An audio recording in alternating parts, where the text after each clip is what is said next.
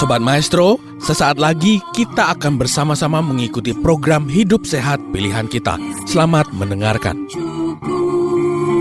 Membuat wajah berseri, diet yang seimbang, tubuh terlihat indah, udara yang bersih, jadikan hidup semangat, pengendalian diri, itu pemenang sejati. Hidup sehat, anugerah Tuhan. Hidup sehat, sangat berharga. 10 hukum kesehatan. Saat ini kita akan membahas aspek nutrisi komprehensif yang keenam, yaitu keamanan. Sebagaimana tujuan dari makanan yang sudah sering saya sampaikan dalam materi-materi sebelumnya, bahwa makanan yang sehat adalah makanan yang mampu menyediakan dan mencukupi vitamin, mineral, dan antioksidan tanpa menyebabkan kelebihan atau kekurangan kalori dan tidak berbahaya bagi tubuh manusia dalam periode waktu pendek maupun periode waktu yang panjang. Paling tidak ada 3 hal terkait dengan makanan yang dikaitkan dengan istilah berbahaya bagi tubuh baik jangka waktu pendek maupun jangka waktu panjang. Yaitu yang pertama adalah polutan di dalam makanan. Yang kedua adalah senyawa kimia yang ditambahkan di dalam bahan makanan, di dalam proses industri atau di dalam proses pengolahan bahan makanan itu menjadi bahan yang siap jual. Dan yang ketiga adalah kuman patogen yang ada di dalam bahan makanan tersebut.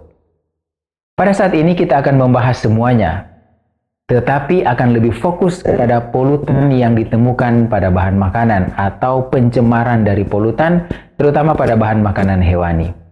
Inilah yang menjadi dasar mengapa kami menganjurkan untuk lebih banyak memilih makanan yang berbasis tumbuhan utuh dan mulai meninggalkan makanan yang berbasis hewani.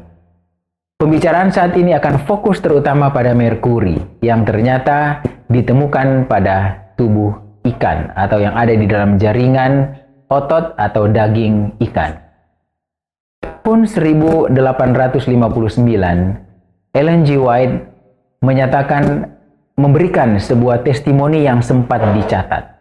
Dia menyatakan bahwa di banyak tempat bahkan ikan tidak sehat dan tidak boleh digunakan. Ini terutama berlaku di mana ikan berhubungan dengan saluran pembuangan kota-kota besar. Sebenarnya pada awalnya tidak ada masalah dengan daging ikan. Artinya daging ikan itu tidak mengandung sesuatu yang kita sebut sebagai racun. Walaupun kita sudah belajar pada beberapa prinsip 7K sebelumnya bahwa sebenarnya manfaat dari daging, manfaat dari ikan tidak lagi seperti yang diyakini sebelumnya, sebagai sumber protein dan lain sebagainya. Oleh WHO, ikan dimasukkan sebagai salah satu, bukan satu-satunya, hanya sebagai salah satu jenis makanan yang dapat memenuhi kebutuhan omega-3 manusia. Walaupun dalam makanan tumbuhan lebih banyak pilihannya seperti alpukat, kacang-kacangan, bunga matahari, biji bunga matahari, minyak zaitun dan lain sebagainya ya. Namun demikian, perkembangan dunia dalam aspek apa saja ternyata juga berdampak pada meningkatnya polusi lingkungan yang menghasilkan polutan-polutan yang ternyata dapat terakumulasi pada tubuh hewan termasuk ikan. Sehingga ini menjadi dasar yang sangat kuat untuk mulai mengurangi konsumsi makanan hewani termasuk ikan di dalamnya. Ada satu tulisan lain, namun masih memberikan dasar saran yang sama dari penulis yang sama, menyebutkan bahwa di banyak tempat ikan sudah tercemar oleh kotoran yang dimakannya sehingga mendatangkan penyakit. Khususnya kalau ikan itu terkena pembuangan limbah kota-kota besar. Ikan yang mendapat makanan dari kotoran-kotoran atau limbah-limbah tersebut bisa berenang jauh ke laut lalu tertangkap di tempat yang justru airnya jernih dan bersih.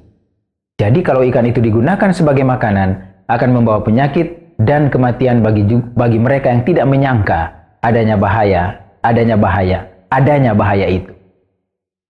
Salah satu jenis polutan yang cukup poten menimbulkan masalah kesehatan pada manusia adalah merkuri, di mana di dalam suatu jurnal yang dipublikasi pada tahun 2012, menyebutkan bahwa molekul kimia ini dianggap sebagai polutan lingkungan yang berisiko tinggi terhadap kesehatan manusia karena bersifat toksik dan dapat dengan mudah berpindah-pindah di dalam ekosistem.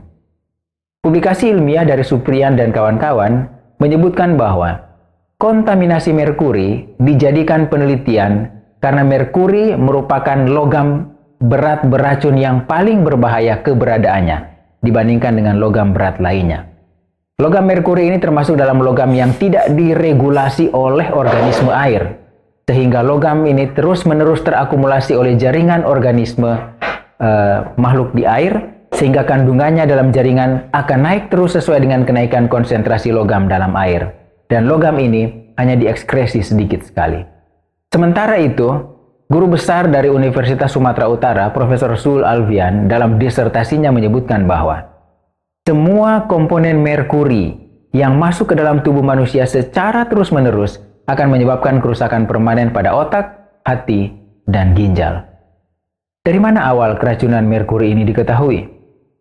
Ini dimulai pada abad ke-18 dan 19 di Eropa, di mana ditemukan adanya gejala tremor pada orang dewasa yang disebut sebagai the Hatter's Shake, di mana awalnya tremor ini dimulai di wajah. Sehingga itulah asal mula kenapa dia disebut dengan Hatter's Shake, karena orang-orang Eropa senang menggunakan topi, tetapi kemudian mereka mengalami tremor, gemetar, ya, karena salah satunya adalah merkuri ini. Tremor ini kemudian bisa berpindah ke jari-jari tangan dan kemudian akhirnya mempengaruhi lidah sehingga akhirnya orang itu bisa berbicara terbata-bata dan akhirnya mengganggu kemampuan orang itu untuk berjalan, menjadi kaku dan kemudian mengganggu keseimbangan. Hasil akhirnya adalah terjadinya hilang ingatan, ya, dan dalam jangka waktu yang panjang atau kronis, dan ujung-ujungnya akhirnya berakhir dengan kematian. Tahun 1960 dan 1970 sebenarnya sudah mulai dilaporkan adanya beberapa kasus yang terjadi justru dalam skala yang besar.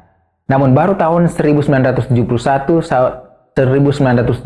dan 1972 di Irak terjadi masalah di mana lebih dari 6.500 orang dibawa ke rumah sakit karena keracunan merkuri. Dan lebih dari 450 orang diantaranya akhirnya meninggal dunia.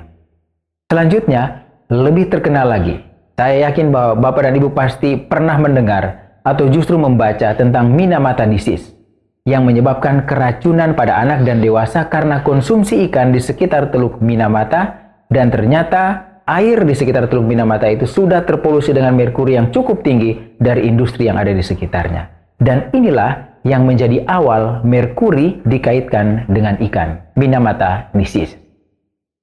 Merkuri di dalam tubuh manusia akan menyerang saraf manusia dan menyebabkan berbagai masalah terkait persarafan baik secara sensoris maupun secara motoris. Gangguan-gangguan sensoris pada manusia itu biasanya terjadi dalam bentuk merasa baal di permukaan tubuh atau pada organ tertentu, kemudian kepekaan menurun, sulit menggerakkan jari tangan dan kaki, penglihatan menyempit, daya pendengaran menurun, atau adanya rasa nyeri pada lengan dan paha. Kemudian gangguan-gangguan saraf motoris adalah orang itu akan merasa lemah, sulit berdiri, mudah jatuh, kalau berjalan seperti tidak seimbang, tidak ada keseimbangan, tremor, gemetar, gerakannya menjadi lambat dan kemudian sulit berbicara. Sementara gangguan lain yang bisa terjadi adalah gangguan mental, sakit kepala, dan kemudian kelenjar ludah menghasilkan ludah yang sangat banyak dan akhirnya mengganggu orang yang bersangkutan.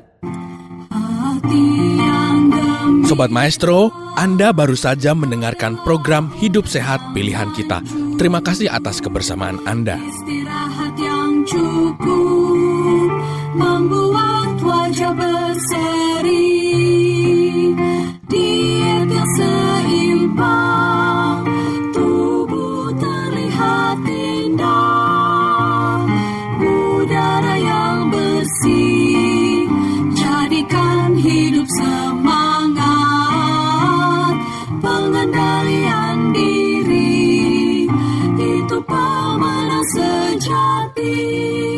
Hidup sehat, anugerah Tuhan, hidup sehat, berharga, 10